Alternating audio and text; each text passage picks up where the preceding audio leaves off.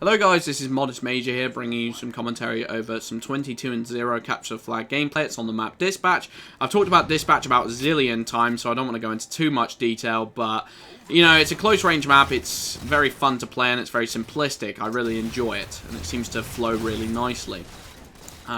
Overall, I think Halo 4 just does a fantastic job of close-range maps in general. I think Forge has been quite a big asset in that.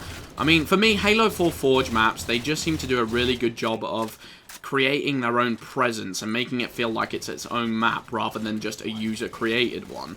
Rather than just, like, all the assets that are in Forge's toolbox. It actually feels like it has its own atmosphere to the maps. Whereas I don't think Reach did that very well. Reach felt just a bit... I don't know, it just felt a bit artificial for me. It felt a bit fake, and I never really enjoyed that as part of Forge.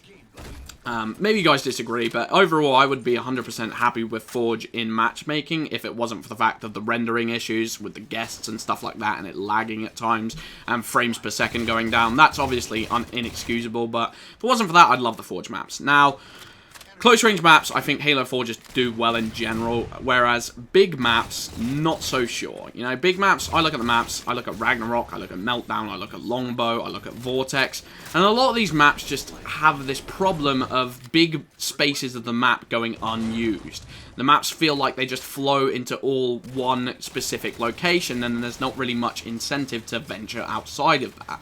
And I think Halo 2 did a much better job of it. I think maps like Zanzibar, maps like Relic, maps like Colossus, maps like Terminal, these are all really memorable big team maps that just seem to work. They just seem to make you want to explore every single aspect of the map, and there were all these different power positions that, you know, incentivized you to go to the different areas of the map, and it just seemed to work. I can't really put my finger on why. I don't know whether it's down to Halo 4's gameplay settings, or whether it's down to an architectural issue itself. It's hard for me to put my finger on it, but either way, it's a problem. And another problem I'd like to cite is, you know, Ragnarok as a map. I just don't think it works, and Ragnarok, in my opinion, I would argue has been in every single Halo game. And you guys are probably thinking, well, no, it hasn't. It's a Valhalla remake. It's only been in Halo 3 and Halo 4.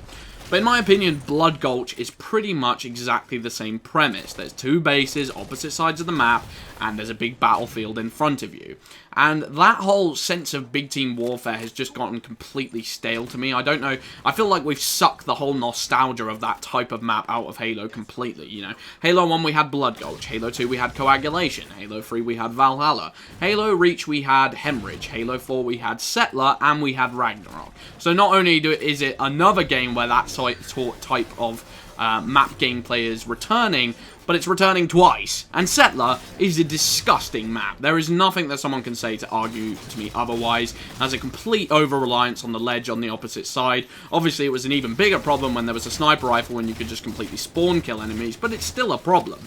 You know, I actually enjoyed Settler when I first started playing it because there was this sense of ignorance amongst the players where they didn't know just how viable that ledge was. So, obviously, the actual main battlefield area itself was being used up a lot more. Whereas in this game, the ledge, everyone flocks to it, and it's just a complete power struggle for that ledge. And if you don't get it, you get spawn trapped the entire game. And it seems like in Halo 4, there's so many tools at your disposal to spawn trap and keep players in their base, especially on Ragnarok. The Mantis is fantastic for it. All the weapons, all the biggest weapons anyway, spawn in the middle. You know, the only weapon that they really give you to use to get out of your spawn is the sniper rifle.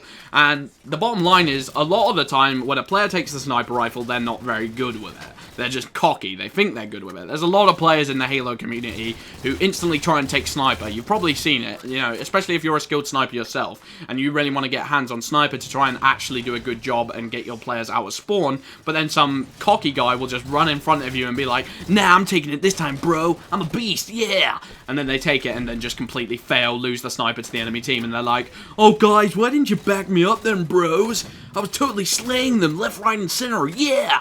And you just get frustrated. So overall, the big team experience just isn't there.